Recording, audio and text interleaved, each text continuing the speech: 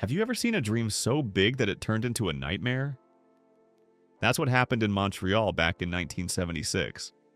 The city wanted to show the world Canada's strength by hosting the Summer Olympics. And with it came the promise of a stadium so grand, it would shine as a symbol of pride, a futuristic landmark, and the beating heart of Montreal's future. But here's the question. What happens when dreams are built on shaky ground? What happens when costs spiral out of control and promises break apart? Instead of pride, Montreal was left with decades of debt, a stadium that locals called the Big O, and later, with bitter humor, the Big Oo. This is the story of the Montreal Olympic Stadium, the $1.5 billion disaster that haunted a city for 30 long years. If you want to explore more shocking stories of dreams that collapsed under their own weight, make sure to like this video and subscribe to Built to Collapse. The birth of a grand idea. When Montreal won the chance to host the 1976 Olympics, the whole country was full of excitement. This was a big deal. It meant the eyes of the world would be on Canada, and it was a chance to show its strength and pride. Quebec's Premier Robert Bourassa promised something unforgettable. He announced a plan for a stadium that would amaze everyone. To make this dream real, he brought in a French architect named Roger Taillibert. His design was bold and futuristic. The stadium would have a giant slanted tower, the tallest of its kind in the world, and a roof that could open and close like magic. It sounded like something from a science fiction movie. Leaders promised the project would go smoothly, that it wouldn't cost too much, and that it would be a gift to the people of Montreal for generations. But what actually happened? The truth was very different from the dream. From Big O to Big Oo. The first big problem was money. At the start, the stadium was supposed to cost $134 million, which was already a lot for the 1970s. But soon the price started going up. Every delay, every change in the design, and every surprise problem added more and more to the bill. By the time the stadium was finally ready for the 1976 Olympics, the cost had already exploded. And even after the games were over, the spending didn't stop. The roof broke, repairs were endless, and new fixes kept adding to the debt. In the end, the total cost reached $1.5 billion, more than 10 times what was first promised. That's when people stopped calling it the Big O and started calling it the Big Oo. The nickname said it all. The stadium wasn't just a building, it became a giant debt that hung over Montreal for decades, like a shadow the city couldn't escape. The roof disaster. The roof of the stadium became its most embarrassing problem. The architect, Roger Taillibert, had imagined a beautiful retractable roof held up by cables from the leaning tower. It was supposed to open on bright sunny days and close when the rain came, a mix of style and smart engineering. But in reality, it turned into a nightmare. The roof was delayed for years, and when it finally arrived, it almost never worked the way it was meant to. Sometimes it got stuck and refused to open. Other times, heavy snow or strong winds tore it apart. In the harsh Montreal winters, snow piled dangerously on top, making it unsafe. In 1987, part of the roof even collapsed during a snowstorm, forcing the stadium to shut down for months. Despite millions spent on repairs, the roof kept failing. Locals joked it was only good at eating taxpayer money. Olympics over, but the bills remained. The 1976 Olympics were full of energy, amazing performances, and millions watching around the world.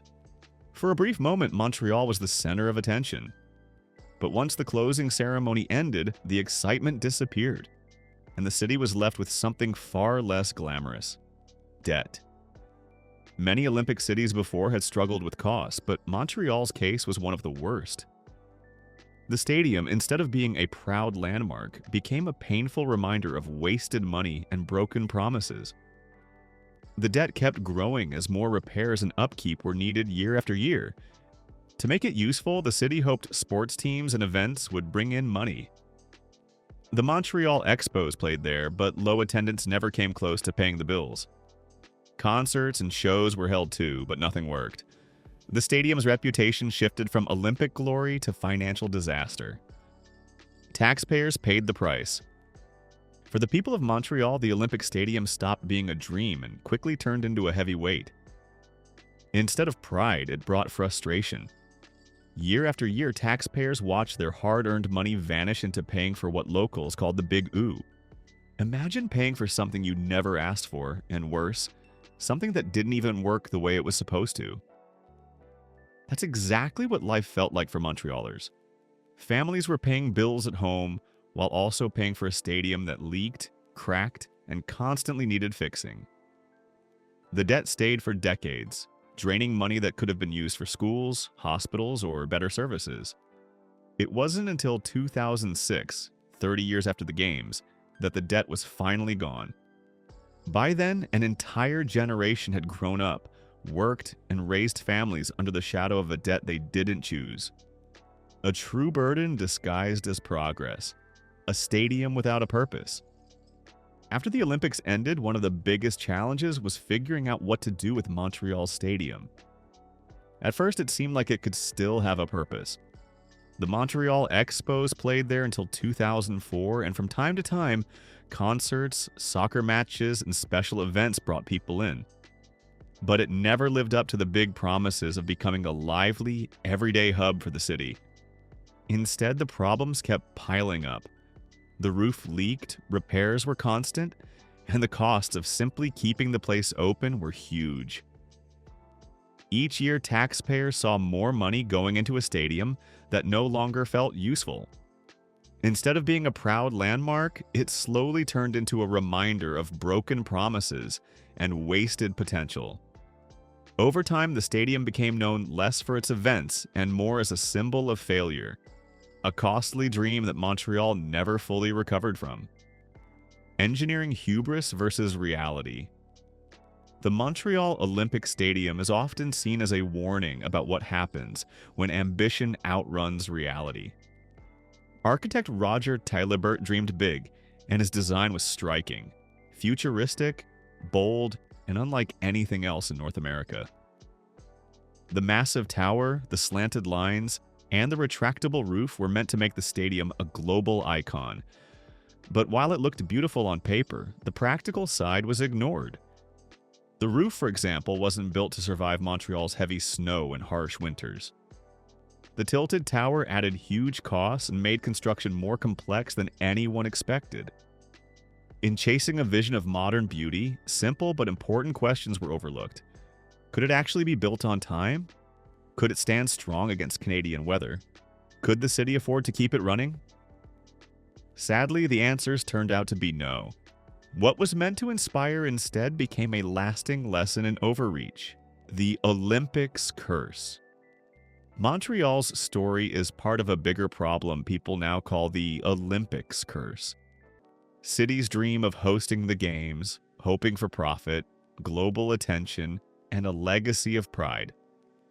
But once the excitement fades, many are left with empty stadiums, huge debts, and promises that were never kept. We've seen it happen again and again. Athens in 2004, Rio in 2016, even Beijing's famous Bird's Nest Stadium, which now sits mostly unused. Montreal was one of the first cities to show just how risky it can be to spend billions for just a few weeks of glory. What starts as a dream often ends as a burden, leaving behind beautiful but empty monuments that remind people of wasted money and missed opportunities. The Olympics may bring the world together for a moment, but for many cities, the price has been far too high. Montreal's debt finally ends. When Montreal finally cleared the stadium debt in 2006, people felt a mix of relief and frustration. After all, it had taken 30 long years of payments, money that could have gone to schools, hospitals, or better public services. For many, the Big Oo became more than just a nickname. It was a warning carved into history. Don't let big dreams blind you to hard reality. The stadium is still standing today and gets used once in a while, but its reputation will never change. For Canadians, it remains one of the costliest mistakes in sports history, a reminder that the price of glory can last far longer than the moment of celebration. Lessons we can learn. So, what lessons can we take from Montreal's $1.5 billion debt disaster?